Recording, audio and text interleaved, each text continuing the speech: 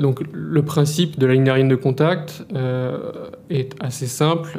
Un fil de cuivre par voie qui permet de distribuer l'ensemble de l'alimentation électrique sur le tracé du tramway. Et au passage de la rame vient capter le courant au travers du pantographe. Le pantographe, c'est le dispositif que vous voyez en surbrillance jaune sur les photos de droite.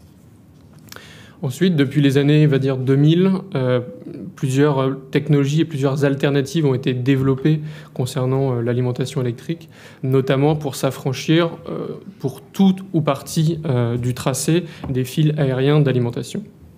Première alternative qui a été mise en place pour la première fois à Bordeaux, mis en service pour les premières phases 2003-2004, c'est la technologie d'alimentation par le sol. La source, au lieu de se trouver dans des fils aériens, se trouve au sol, sur un rail électrifié au centre de chaque voie.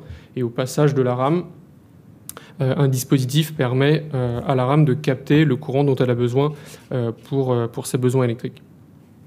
Deuxième alternative qui a été développée plus récemment, c'est les solutions de stockage embarqué de type batterie ou supercondensateur. Globalement, au lieu d'avoir une source externe, là, les équipements sont installés directement à bord de la rame et permettent, sur les secteurs qui sont dépourvus de fils aériens d'alimentation, d'alimenter la rame de tramway. En l'absence donc des fils, les batteries alimentent la rame et ensuite ces batteries ou ces dispositifs sont ensuite rechargés soit au niveau des stations par le système de biberonnage, soit lorsque la rame rencontre de nouveau un tracé muni de fils aériens d'alimentation. Maintenant, si on remet ces technologies dans le contexte de Québec, clairement, la solution d'alimentation par le sol n'est pas envisageable ici, compte tenu des contraintes hivernales, notamment la présence de neige et de verglas l'hiver sur la plateforme ne permet pas de garantir un contact permanent et continu entre la rame et le rail d'alimentation. Concernant les équipements embarqués, il faut savoir que ce sont des solutions, comme je disais, qui sont beaucoup plus récentes, pour lesquelles les constructeurs investissent beaucoup en ce moment en termes de recherche et développement, notamment dans le cadre de l'électrification des transports. Vu que c'est une solution assez récente, enfin des solutions assez récentes, il y a très peu de retours d'expérience, notamment sur un cycle de vie complet d'une rame de tramway. Et également peu de retours d'expérience dans des climats hivernaux tels que Québec. Deux défis majeurs dans notre contexte de Québec par rapport à ce type de solution, le climat bien sûr, mais également la topographie.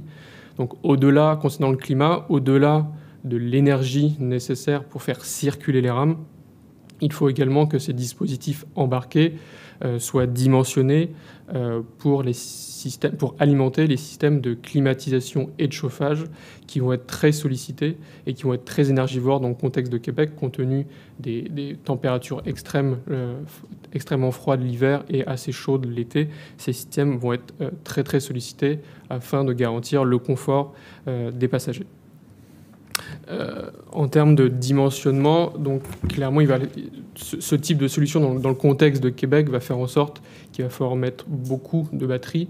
Et donc, qui dit beaucoup de batteries, dit beaucoup de poids. Et donc, ça va venir pénaliser le poids du véhicule. Et donc, c'est là où on embarque dans le deuxième défi, c'est la topographie de la ville de Québec. Il faut savoir qu'à date, pour passer de la basse ville à la haute ville, le tracé du tramway prévoit à date des pentes pouvant aller jusqu'à 8%. Le bureau de projet considère que la ligne aérienne de contact est la technologie qui est la plus appropriée pour le projet de Québec. Mais puisqu'on est en mode alternatif de réalisation, durant la phase d'appel de proposition, nous rencontrerons les soumissionnaires de matériel roulant et nous aurons un dialogue avec eux. Donc, si jamais il y a quelqu'un qui est capable de démontrer qu'effectivement, des batteries embarquées, c'est une technologie qui est éprouvée et qui fonctionnerait dans les conditions de Québec, mais à ce moment-là, on sera à l'écoute. Ce qui nous apparaît par contre aussi évident, c'est que l'alimentation par sol n'est pas une technologie qui tiendrait la route ici à Québec.